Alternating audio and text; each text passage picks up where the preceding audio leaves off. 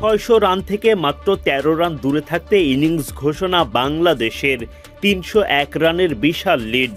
মাহমুদুল হাসান জয়ের ১৭১, শান্তর সেঞ্চুরি, সাদমান, মুমিনুল, লিটনদের 50-তে রানের পাহাড় বাংলাদেশের। দ্বিতীয় ইনিংসে বোলিংয়ে নেমেই নাহিদ রানার গতির ঝড়ে উইকেট শিকার। নাজমুল শান্তর করা দুর্দান্ত রান আউট। তাইজুল ইসলাম করলেন স্পিন জাদুতে কাবু।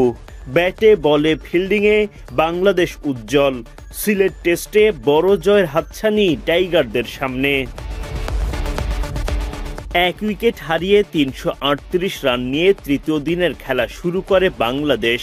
মাহমুদুল হাসান জয় তখন ১৬৯ রানে অপরাজিত। মুমিনুল হকের ব্যাটে ৮০ রান। আশা ছিল জয় ডাবল সেঞ্চুরি ও মুমিনুল সেঞ্চুরির দেখা পাবেন, কিন্তু দারুণ ছন্দে থাকা দুই ব্যাটারি সেই লক্ষ্য পূরণ করতে পারেননি।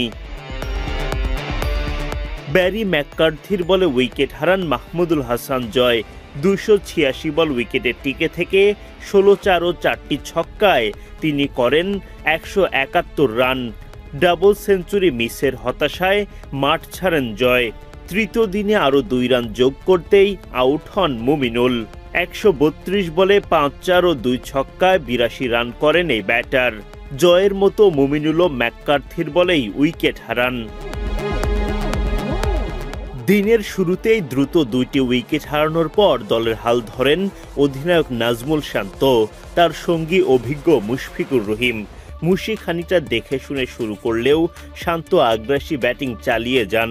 বাংলাদেশ পার করে ৪০০ রানের মাইল ফলক। ৫৩ বলে 50 তুলে নেন শান্ত। দুর্দান্ত ব্যাটিংয়ে বাংলাদেশের ডাগ আউটে তখন স্বস্তির হাওয়া।